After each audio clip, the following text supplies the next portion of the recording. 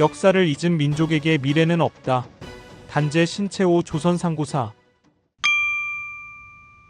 제10편 고구려와 수의 전쟁 제1장 임유간 싸움 1. 고구려, 수 전쟁의 원인 세력과 세력이 만나면 서로 충돌되는 것은 공리오 정리이다. 고대 동아시아에 있어서 비록 수많은 족속이 대립하였지만은 다 무모하고 미개한 유목의 야만족들이라 혹 한때 정치상 세력을 가졌다 하더라도 문화가 없으므로 뿌리 없는 나무와 같이 붕괴하는 날에는 다시 일어날 턱까지 없어지거니와 토착한 민족으로 오랜 역사와 상당히 발달한 문화를 가진 자는 진화와 조선이었다.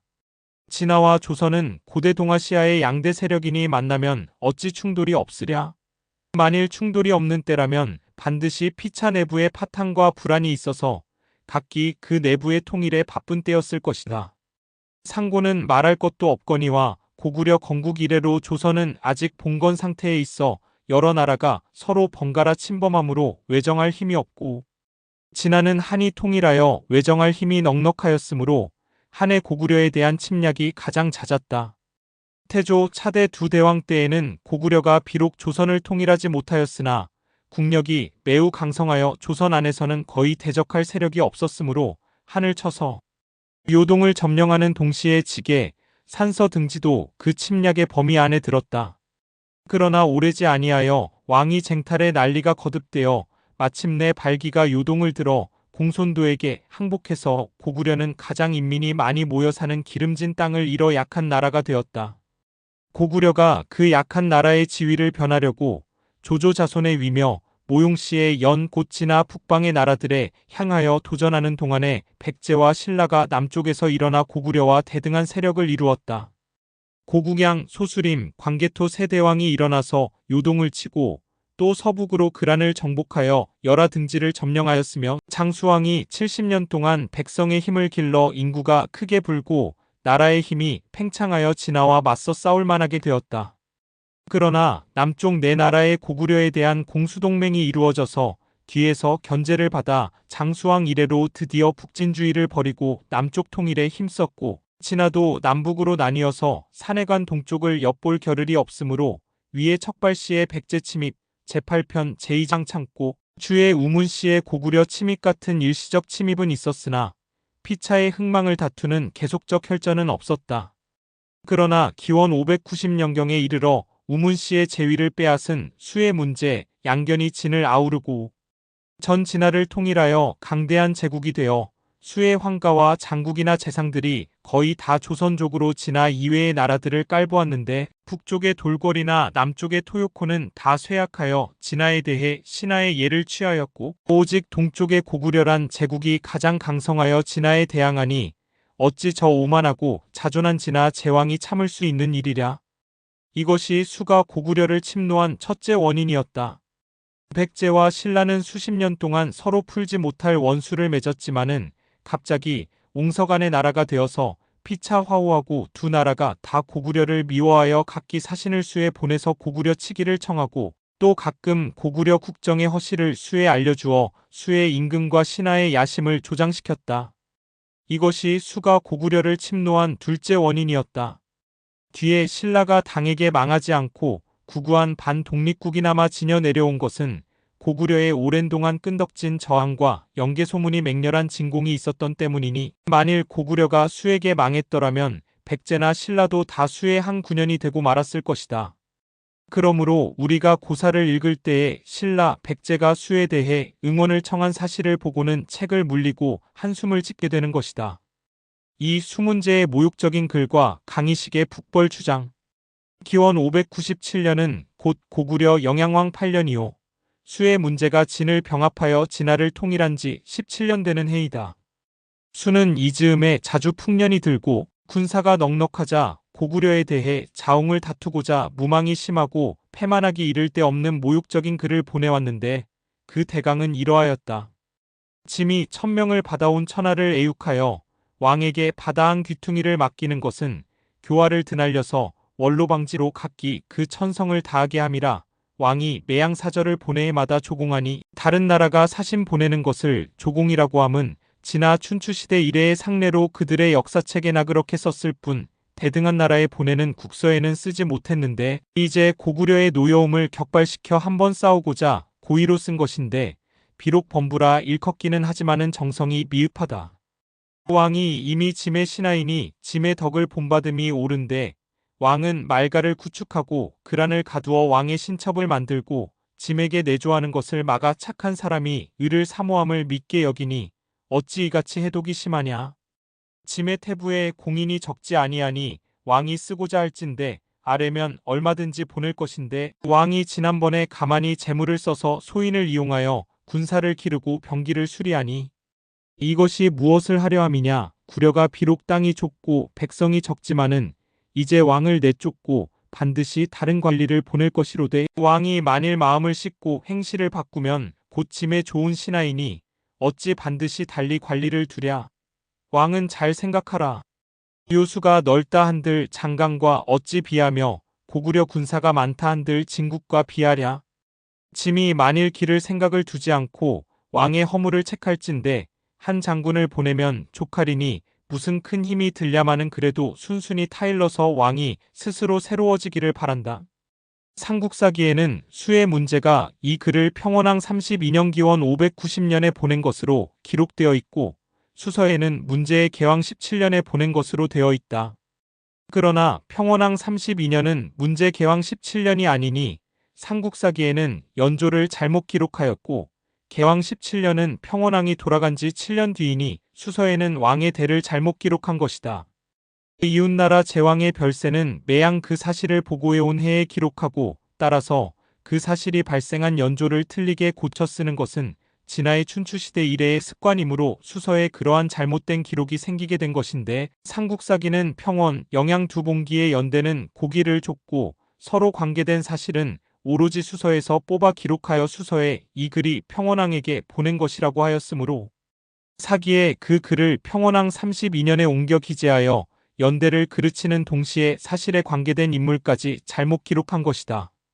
영양왕이 이 모욕적인 글을 받고 크게 노하여 여러 신하들을 모아 회답의 글을 보낼 것을 의논하니 강희식이 이같이 오만무례한 글은 붓으로 회답할 것이 아니오 칼로 회답할 것입니다. 하고 곧 개전하기를 주장하니 왕이 그의 말을 조차 강희식으로 병마원수를 삼아서 정병 5만을 거느리고 임유관으로 향하게 하고 먼저 예군사 1만으로 요서에 침입하여 수의 군사를 유인하게 하고 그란 군사 수천 명으로 바다를 건너가 지금의 산둥을 치게 하니 이에 두 나라의 첫 번째 전쟁이 시작되었다. 삼국사기에는 강희식의 이름이 보이지 아니하니 그것은 수서만을 뽑아 기록하였기 때문이거니와 대동운해에는 강희식을 살수전쟁 때의 병마도원수라 하였고 서곽잡록에는 강희식을 임유관 전쟁의 병마원수라고 하여 두 책의 기록이 같지 아니하다. 그러나 살수전쟁에는 왕의 아우 건무가 해안을 맡고 을지문덕이 육지를 맡았으니 어찌 병마도원수 강희식이 있었으랴. 그러므로 서곽잡록의 기록을 쫓는다. 3. 임유관 전쟁.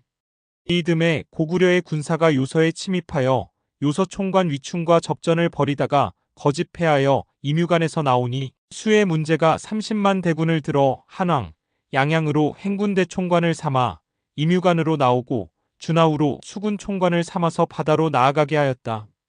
준하우는 평양으로 향한다는 말을 퍼뜨렸으나 실은 양식실은 배를 인솔하여 요해로 들어와 양양의 군량을 대주려 함이었다. 강희식이 수군을 거느리고 바다 가운데 들어가 이를 맞아쳐서 배를 격파하고 군중에 영을 내려 성책을 지키고 나가 싸우지 말라 하니 수의 군사는 양식이 없는 데다가 또한 6월에 장마를 만나 굶주림과 전염병에 숱한 사람이 낭자하게 죽어가 퇴군하기 시작하였다. 강희식이 이를 추격하여 정군을 거의 섬멸하고 무수한 군기를 얻어 개선하였다. 수서에는 양양의 군사는 장마에 전염병을 만나고 준하우의 군사는 풍랑을 만나 퇴각하였는데 죽은 자가 열의 9이었다고 하여 불가항력의 자연의 힘에 패한 것이고 고구려에게 패한 것이 아니라고 기록하였으나 이는 중국의 체면을 위해 치욕을 숨기는 저들의 이른바 춘추필법에 의한 것이니 임유관 싸움은 물론이고 다음 장에서 말할 살수 싸움의 기록에도 그러한 투의 기록을 많이 엿볼 수 있다. 아무튼 임유관 싸움 이후에 수의 문제가 고구려를 두려워하여 다시 군사를 일으키지 못하고 피차 휴전 조약을 맺고 상품의 무역을 다시 시작하여 두 나라 사이에 10여 년 동안이나 아무 일이 없었다. 제2장 수수의 싸움. 1. 고구려 수가 다시 싸운 원인과 동기. 고구려가 장수왕 이래로 남진주의를 취해 서북의 진화와는 친교를 맺고 남쪽의 신라 백제에 대하여 군사를 쓰다가 수가 진화의 남북을 통일하니 고구려가 이를 두려워하여 우리도 빨리 신라와 백제를 토멸해서 조선을 통일해야겠다는 생각으로 자주 남쪽 정벌에 군사를 일으켰다. 신라와 백제는 동서끼리의 전쟁으로 인하여 서로 화합할 여지가 없게 되어 해마다 무력으로 다투는데, 게다가 북쪽 고구려의 침략이 있어 국력이 피폐해져 견디어낼 수 없으므로 두 나라는 제각기 사신을 수에 보내서 고구려 공격을 종용하였다. 그러나 수는 이뮤간 싸움에 혼이 나서 고구려를 가벼이 대적하지 못할 줄을 알고 이를 거절하였는데, 문제가 죽고 양제가 즉위하여서는 해마다 풍년이 들어 전국이 부유해지고 각지의 창고에 곡식이 가득 찼다.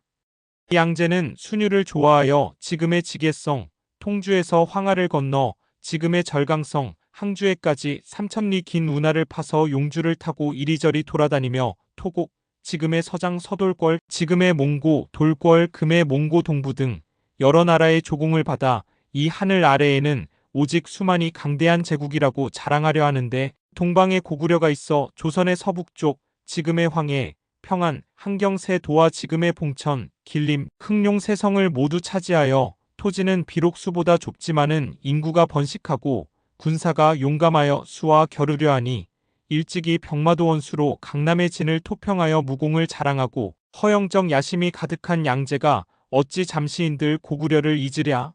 그 폭발하지 않은 것은 다만 시기를 기다리고 있었던 것이다.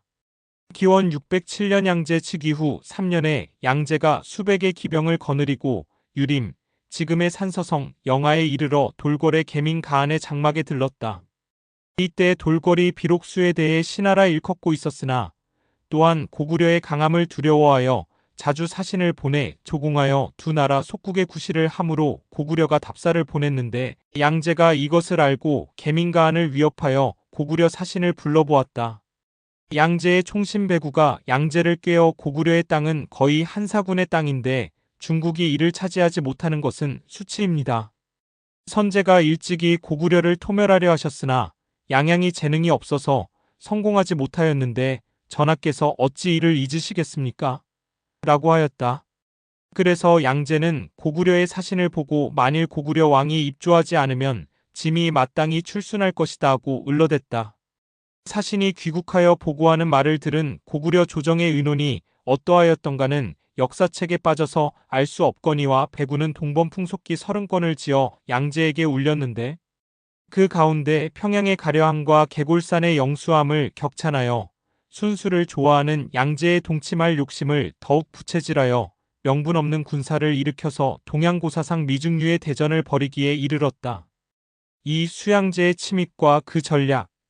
기원 611년 6일에 수의 양제가 고구려를 치는 조서를 내려 전국의 군사를 이듬해 정일 안으로 탁군, 지금의 지게성 탁현에 모이게 하고 유주총관, 원홍사를 보내 동래 지금의 연태 해구에서 병선 300척을 만들게 하고 4월에 강남과 회남의 수수 1만인, 노수 3만인과 영남의 배랍수 3만인을 징발하여 수군을 증강하고 5월에 하남, 회남에 조서를 내려 병거 5만 대를 만들어서 군사와 무기와 군막을 실어 나르게 하고 7월에 강남, 회남의 민부와 배를 징벌하여 여양창, 낙구창 등 창고의 쌀을 탁군으로 운반하게 하니 강과 바다에는 배들이 1천여 리에 널리고 육지에는 각지의 물건 운반하는 일꾼이 항상 수십만 명이 동원되어 떠들어대는 소리가 밤낮으로 그치지 아니하였다. 이듬해 정월에 양제가 탁군에 이르러 모든 군사를 지휘하는데 좌우각 12군으로 나누어 한 군단의 대장과 아장 각각 한 사람을 두고 기병은 40여 대인데 1대는 100인이요 10대가 1단이 되어 4단에 나누고 보병은 80대인데 20대가 1단이 되어 또한 4단에 나누고 치중병과 산병도 또한 각각 4단에 나누어 보병 사이에 끼우고 갑옷 투구와 기치는 단마다 빛깔을 달리하고 나아가고 물러나고 머무르고 걷는 것이 정연하니 모두 24군단이었다. 하루에 한 군단씩 40리만큼 영을 지어 출발하는데 40일 만에야 다 출발하니 머리와 끝이 서로 닿아 고각 소리가 산하를 뒤흔들고 깃발이 960리에 뻗쳤다. 마지막으로 어영군이 출발하는데 또 한 80리에 뻗치니 정규의 군사가 합백 13만 3,800명이라 200만이라 일컬었고 뒷바라지하는 군사는 400만이나 되니 진화 유사 이래의 대동병이었다. 수서에 양제 출군의 명령을 기록하되 좌군 12군단은 누방, 장잠, 명예, 개마, 건안, 남소, 요동, 현도, 부여, 조선, 옥저, 낭랑 등의 길로 나가고 우군 12군단은 점선, 함자, 흔미, 임둔, 후성, 제해, 답돈, 숙신, 갈석, 동이, 대방, 양평 등의 길로 나가서 다 평양에 모이라고 하였다. 명예는 지금의 강화요, 옥저는 한경도와 훈춘 등지요, 임둔과 동이는 지금의 강원도이다. 평양에 모이라는 군사가 어찌 훈춘이나 한경도나 평양 이남의 땅으로 나왔을 것인가. 자치통감에 여러 군단에 진행한 실황을 기록하여 좌익위대장군 우문술은 부여도로 나가고 우익위대장군 우중문은 낭랑도로 나가고 자유위대장군 형원은 요동도로 나가고 우요위장군 설세용은 옥저도로 나가고 우둔위장군 신세용은 현도로 나가고 우어위장군 장근은 양평도로 나가고 우무위장군 조효제는 갈석도로 나가고 좌무위장군 최홍승은 수성도로 나가고 우어위호 분낭장 위문승은 증지도로 나가서 다 압록수 서쪽에 모였다고 하였는데 낭랑현도는 한 이래로 요동에 가설한 북낭랑 북현도도 있으니 압록수 서쪽에 모였다 함도 옳거니와 옥저가 어찌 압록수 서쪽이 되는가. 그러므로 지명이 거의 임시로 가정한 이름이고 고구려의 본 지명이 아니니 이로써 그 행군의 노선을 자세히 말할 수 없다. 이제 그 전쟁의 광경에 의하여 미루어 보건대 양제의 작전 계획은 대략 다음과 같았다. 24군단을 수륙 두 방면으로 나누되 육군은 다시 두 부로 나누었다. 그 하나는 어영군과 그 밖의 10여 군단이니 양제가 스스로 장수가 되어 요수를 건너 요동의 여러 성을 치기로 하고 또 하나는 우익위대장군 우문술 등 9군단이니 우문술이 사령이 되고 우익위대장군 우중문이 참모가 되어 요수를 건너 고구려 서울 평양에 침입하기로 했으며 수군이 또한 여러 만 명이니 좌익위대장군 수군 총관 네오아와 부총관 주법상이 양식실은 배를 영솔하여 바닷길로 쫓아 대동강으로 들어가서 우문술과 합세하여 평양을 공격하기로 한 것이었다. 대개 태조왕 때에 왕자 수성이 한해 군사의 식량 보급로를 끊고 이를 격파한 이래 고구려에서 항상 북방의 침입을 방어할 때 수성이 쓴 계책을 쓰는 사람은 반드시 승리하고 북방의 침입자들도 이것을 가장 경계하였으므로 이제 수의 양제는 육군은 가는 동안에 식량만 가지고 가며 목적지인 요동, 평양의 두 성에 이르는 수군에 의뢰하여 운반해온 양식을 먹고 두 성을 포위하여 지구전을 벌여서 뒤에 고구려의 항복을 받으려 함이었다. 3. 고구려의 방어와 그 작전 계획. 후세의 살수대전을 말하는 이가 거의 을지문덕 한 사람의 계획으로 치고 또 을지문덕이 겨우 수천 명의 군사로 수의 수백만 대군을 격파한 줄로 말하는데 이것은 사실과 맞지 않는 말이다. 고구려가 망할 때에도 그 상비군이 30만이나 되었으니 하물며 영양왕의 전성 시기이리랴. 이때에는 오히려 30만 명이 넘었을 것이고 또 광개토왕의 비문에 왕이 친히 수군을 거느리고 나갔다고 한 것으로 보거나 양제의 고구려에 대한 선전조서로 보거나 아무튼 고구려 수군이 존재하였음을 알 수 있으니 수군은 대략 수만 명에 가까웠을 것이다. 이 30여만 명으로 남쪽의 백제와 신라를 경계하는데 몇만 명이 들었을 것이거니와 그 나머지도 20여만 명이 되니 이 20만 명은 수에 대항하는 전사가 되었을 것이 아닌가.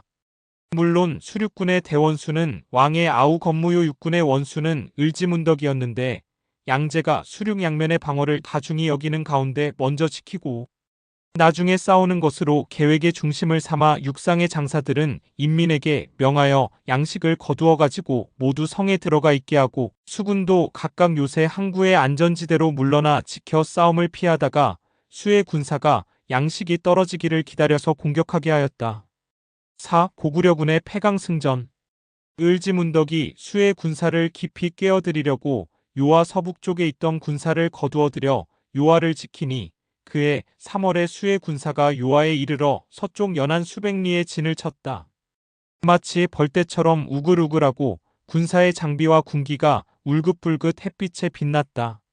수의 군사 중 첫째가는 용장 선봉의 맥철장이 부교를 메어 동쪽 언덕에 대려고 하므로 을지문덕이 여러 장수들로 하여금 맡아 치게해서 맥철장 등 장사 수십 명과 군졸 1만여 명을 목베고 부교를 끊어버리니 수의 군사 중에서 잠수 잘하는 자와 헤엄 잘 치는 자가 상을 탐내서 다투어 물에 뛰어들어 격전을 벌이면서 부교를 다시 메었다.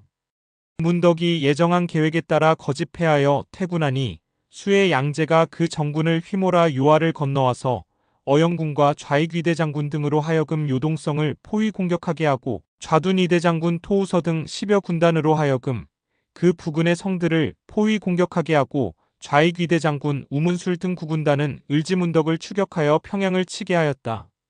이보다 앞서 우익위대장군 네오아가 강회의 수군 10여만 명을 거느리고 양식실은 배를 호위하여 동래 지금의 연대에서 출발 창해를 건너 폐강 어기로 들어오므로 왕제 건무가 비밀이 수군 장조를 후미진 항구에 숨겨두고 평양성 아래 인가에는 집집마다 재물을 내놓고 수의 군사가 상륙하는 것을 내버려두니 네오아가 정병 4만 명을 뽑아서 폐강을 거슬러 올라와 성 아래로 돌진하였다. 재물을 노략질하느라 대오가 어지럽게 무너지니 이때 건무가 결사대 500명을 뽑아 성곽과 빈절에서 내달아 돌격해서 깨뜨리고 모든 군사에게 호령하여 수의 군사를 추격하게 하였다. 여기저기 숨어있던 수군들도 일시에 내달아 함께 공격하니 수의 군사가 강 어기에 이르러 배를 다투어 서로 짓밟아 죽는 자가 수없이 많았고 양식실은 배가 모두 바닷속에 가라앉아서 네오아는 단신으로 조그만 배를 타고 도망하였다. 양식실은 배가 다 없어지니 이미 평양성에 침입해 있던 우문술 등의 대군이 무엇을 먹고 싸우랴. 고구려가 이때에 이미 이길 지위를 차지하였으니 만일 전공의 차례를 따진다면 왕제 건무가 을지문덕보다 앞섰다고 할 것이다. 왕제 건무의 공이 이같이 컸지만은 역사를 읽는 사람들이 흔히 을지문덕만 아는 것은 무슨 연고인가. 사마홍공의 통강고이에 네오아가 양식배를 잃지 아니했더라면 우문술의 살수의 패전이 없었을 것이라고 하였으니 대개 옳은 말인가 한다. 5. 고구려군의 살수 승전.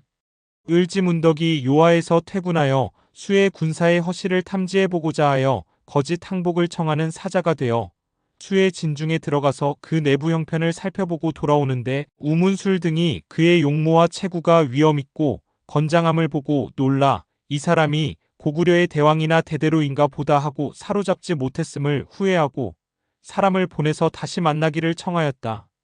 문덕은 이때 이미 폐강의 승전을 듣고 우문술 등의 모든 군사들에게 굶주린 기색이 있음을 눈치채었으므로 이미 반드시 이길 기틀을 잡았는데 어찌 다시 범의 굴에 들어가랴. 달려 돌아오면서 수의 군사를 유인하기 위해 요새를 만나면 가끔 머물러 접전하다가 거짓패하여 하루 동안에 7번 패배하니 우문술 등이 크게 기뻐하여 고구려 군사는 하잘 것이 없다고 내쳐 달려와 살수, 지금의 천천강을 건너 평양에 이르렀다. 평양에 이르니 성 안과 성 밖의 인가가 고요하여 사람이란 그림자도 볼 수 없고 개소리 닭소리도 들리지 아니하므로 우문술이 의심이 나서 바로 나가지 못하고 사람을 보내서 닫힌 성문을 두드리니 성중에서 대답하기를 우리가 곧 항복하려고 땅과 인구의 문서와 장부를 조사하는 중이니 대군은 성 밖에서 닷새만 기다리시오했다. 전보 같은 것이 없던 고대이므로 우문술 등은 네오아가 패전한 것을 까맣게 모르고 네오아가 오기를 기다려서 함께 공격하려고 성 안에서의 요구를 승낙하고 성 부근에 진을 쳤다. 군사들이 시장하여 약탈하려고 하되 집집이 다 텅 비어 아무것도 없었다. 닷새가 지나 열흘이 되어도 성 안에서는 아무런 동정이 없으므로 우문술이 군사를 지휘하여 성을 공격하니 성 위 사변에 고구려의 깃발이 일시에 꽂히고 화살과 돌이 비오듯이 쏟아졌다. 을지문덕이 통역으로 하여금 큰 소리로 너의 양식실은 배가 바다에 가라앉아 먹을 양식은 끊어지고 평양성은 높고 튼튼하여 넘어올 수 없으니 너희들이 어떻게 하겠느냐 하고 외치게 하고 포로로한 수의 수군 장졸들의 도장과 깃발을 던져주었다. 수의 군사가 그제야 네오아가 패했음을 알고 군심이 갑자기 소란해져 싸울 수가 없어서 우문술 등이 물러나 돌아가는데 을지문덕은 미리 사람을 보내서 모래주머니로 살수의 상류를 막고 정병 수만 명을 뽑아서 천천히 한가롭게 수의 군사를 뒤쫓게 하였다. 살수에 이르니 배가 하나도 없어서 우문술 등이 물에 깊고 얕은 데를 알지 못하여 머뭇거리는데 돌연 7사람의 고구려 중이 다리를 걷고 물에 들어서면서 오금에도 차지 않는 물이오하고 건너가니 수의 군사가 크게 기뻐하며 다투어 물에 들어섰다. 채 중류에 미치지 못했을 때 상류의 모래주머니로 막은 물을 터놓아 물이 사납게 내리닥치는데 문덕의 군사가 뒤쫓아와서 맹렬히 공격하니 수의 군사는 거의가 칼과 화살에 맞아 죽고 물에 빠져 죽고 목숨을 건진 자는 하루 낮 하루밤 사이에 450리나 도망가 압록강을 건너 달아나 요동성에 이르렀을 때는 우문술 등 아읍군단 30만 5천 명이 다 죽고 겨우 2,700명밖에 안 되었으니 백에 하나도 살아남지 못하였고 무기와 그 밖에 몇만 수레의 물건들이 죄다 고구려의 노획품이 되었다. 6고구려군의 오열올 양재의 어영군과 그 밖에 10여 군단 수십만 명 군사가 오열올과 요동각지의 성들을 공격하였으나 하나도 함락시키지 못했을 뿐 아니라 3월로부터 7월까지 무릇 4~5달 동안에 고구려 사람들의 화살에 맞아 죽어서 성 아래에는 해골이 산을 이루었고 또 양식을 얻지 못하여 장졸이 굶주리다가 우문술 등이 패하여 돌아감을 보자 더욱 싸울 생각이 없었다. 그러나 양재는 오히려 최후의 유행을 얻을까 하여 모든 군사들을 오열올성 아래에 집합시켰는데 을지문덕이 이를 깨뜨려 사람과 말을 수없이 죽이고 노획한 물건이 한없이 많았다. 뒤에 고구려가 망함에 당해 장수 서린기가 그 경관을 헐고 백탑을 세웠는데 세상 사람들이 이를 당태종이 안시성을 침공할 때 당의 장수 울지경덕이 세운 것이라 하지만은 이는 잘못 전해진 말이다. 수의 24군단 수백 명이 이에 전멸하고 오직 호분낭장 위문승의 패장군 수천이 남아있어 양재를 보호해가지고 도망하였다. 수서의 살수에서의 우문술의 패전을 기록하고 오열올에서의 양재의 패전은 기록하지 아니한 것은 이른바 높은 이의 수치를 숨기기 위한 춘추필법이니 춘추필법을 알아야만 진화 역사를 읽을 수가 있다. 유화를 건너 무슬리의 발착수가 있는데 이것을 수라 이름하였지만은 실은 수강물가 아니라 유명한 요동의 200리 진수렁이요. 그 일명을 요택이라 하는 것으로 당태종 요택매골의 조서를 보면 당시 수의 군사가 이 땅에서 매우 많이 죽었음을 알 수 있다. 이것도 대개 고구려 군사의 추격에 죽은 것일 것이다. 말하자면 이 전쟁은 패강 살수 오열올 3대전을 포함한 것으로 으뜸가는 공은 패강의 싸움이고 다음은 살수의 싸움이고 마지막은 비열올의 싸움이었는데 모두 통틀어서 살수 대첩이라 일컬음이 옳지 않지만은 오랜 동안 쓰어온 것이므로 그대로 쓴다. 제3장 오열올 회원진 두 싸움과 수의 멸망 1. 수양제의 두 번째 친구와 오열올 성주의 방어. 수의 양제가 패에 돌아가서는 그 패전의 죄를 우문술 등 여러 장수들에게 돌려 파면하여 옥에 가두고 패전의 치욕을 씻으려고 이듬해 정월에 다시 전국의 군사와 말을 탁군으로 소집해서 요동의 옛성 지금의 영평군이 곧 고구려 태조왕이 요동을 차지한 뒤에 한이 이 땅에 옮겨다 설치한 것을 수축하여 군량을 저축해놓게 하고 제장의 전번 패전은 군량이 모자란 때문이요 싸움을 잘못한 죄가 아니다 하여 전국에 알리고 다시 장군들의 직위를 복직시켜서 고구려 7계획을 세우는데 작년에 요동을 평정하지 못하고 평양을 공격한 것이 실책이었다 하여 이에 조서로서는 대개 작년과 같이 여러 장수들의 출정할 길을 지정하였으나 내용은 먼저 오열호를 쳐서 이를 함락시킨 뒤에 차차 그 지리의 차례에 따라 각 주군을 평정하고 평양까지 내다 짜는 것이었다. 이때 수는 크게 패한 뒤라 국고가 텅 비고 군대의 수요가 줄어 많이 모자라고 백성의 힘이 고갈하여 인심이 물끓 듯해서 반란을 기도하는 자들이 지은 무양요동 낭사가가 유행하였다. 양제는 이러함에도 불구하고 백성의 재물을 강탈하여 군량을 마련하고 남자들을 강제로 징발하여 군사로 삼아서 교련한 지 몇 달 만에 요동으로 향하게 하고 우문술 이경 등 여러 장수들에게 명하여 고구려를 응원하는 길을 막게 하고 양제는 몸소 어영군의 여러 장수들을 거느리고 오열호를 공격하였다. 당시 오열홀의 성주의 이름은 비록 역사에 보이지 아니하나 대개 지혜롭고 용감하고 침착하고 의연한 인물이요.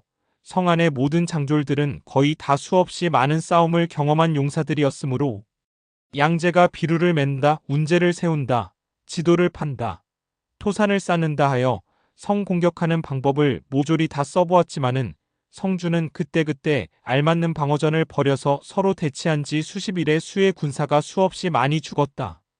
수의 동도수장 양형감이 반란을 일으킨다는 기별이 와서 양제는 무기와 물자와 성을 공격하는 기구 등을 다 버리고 밤이경에 비밀이 여러 장수들을 불러 황급히 군사를 돌이켰으나 성주에게 발각되어 그 후군이 고구려 군사의 습격을 받아 거의 전멸하였다. 이 양제의 세 번째 친구와 국노수의 저격. 양제는 비록 양형감의 반란을 평정하였지만은 국력이 피폐하고 인민의 원한이 극도에 이르렀다.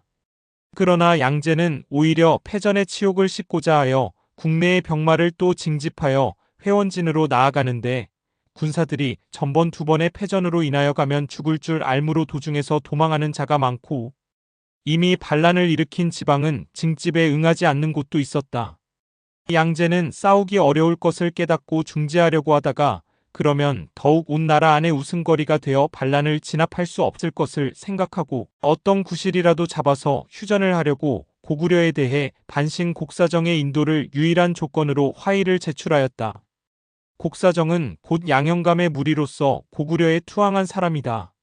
이때에 고구려의 국론이 두 파로 갈리니 한 파는 남쪽의 신라 백제를 토멸하기 전에는 진화에 대해 말을 낮추고 후한 예물로 화평을 유지하는 것이 옳다. 전자의 진화에 대한 교제가 너무 강경하여 여러 해 전화를 일으켰으니 오늘부터라도 다시 정책을 변경하여 수와 화의하자 하였고 또 한파는 신라와 백제는 상과 내가 몹시 험하여 지키기는 쉽고 공격하기는 어려우며 또 백성들이 굳세어 좀처럼 굴복하지 않는데 진화의 대륙은 이에 반하여 넓은 들이 많아서 가장 군사를 쓰기가 좋고 백성들이 전쟁을 두려워하여 한쪽이 무너지면 다른 쪽이 동요하므로 장수왕의 북수남진책이 원래 잘못된 것이다.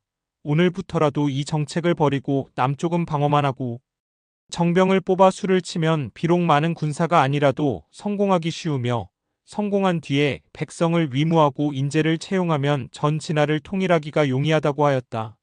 앞의 것은 왕의 아우 건무의 일파이니 많은 호족들이 이에 속해 있었고 뒤의 것은 을지문덕의 일파이니 일부 무장들이 이에 속해 있었다. 두 사람이 다수에 대한 전쟁에서 큰 공을 세워서 나라 사람들의 신망이 다 같이 높았으므로 따라서 두 파의 세력도 거의 비슷하였다. 영양왕은 을지문덕의 주장에 찬동하였으나 고구려는 호족 공화의 나라였으므로 왕이 또한 건무파의 의견을 꺾지 못하였다.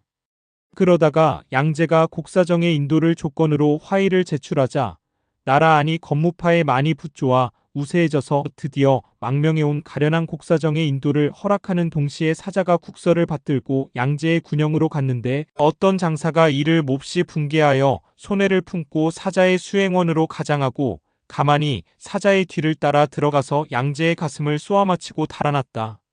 비록 이로써 화의를 깨뜨리진 못하고 곡사정의 인도도 중지시키지 못하였으나 양제의 넋을 빼앗고 고구려의 사기가 왕성함을 보임에는 넉넉하였다. 그 화살을 맞고 돌아간 양제는 병도 들고 부끄럽고 노여워서 울분을 참지 못하다가 나라 안이 크게 어지러워져서 몇 해 안가 암살당하여 수는 마침내 나라가 망하였다. 안정복 선생이 이 전쟁을 논평하다가 영양왕이 살수승전의 위세로 수의 양제의 아비 죽인 죄를 성토하고 을지문덕 장군을 호령하여 수를 합병하지 못했음을 하나였으나 양제가 아비 죽인 설은 의문이 있는 일일 뿐 아니라 또한 수의 궁중 비사라 고구려 사람이 듣지 못했을 것이니 말할 것 없거니와. 그러나 해상잡록에는 분명히 이 전쟁 끝에 을지문덕의 일파가 북벌을 주장하였음을 기록했는데 선생이 이를 그에 져서 동사강목에 기록하지 않은 것은 무슨 까닭인가? 아마도 비사의 설을 정사에 넣을 수 없다 함인 것 같다. 그러나 정사 삼국사기 동국통감 등은 사대주의의 기록이기 때문에 진화와의 전쟁에 대해서는 오로지 진화의 기록만 인용하였으니 비사의 설이 도리어 정확한 재료가 아닌가 하여 본서에서는 이를 채록하였다.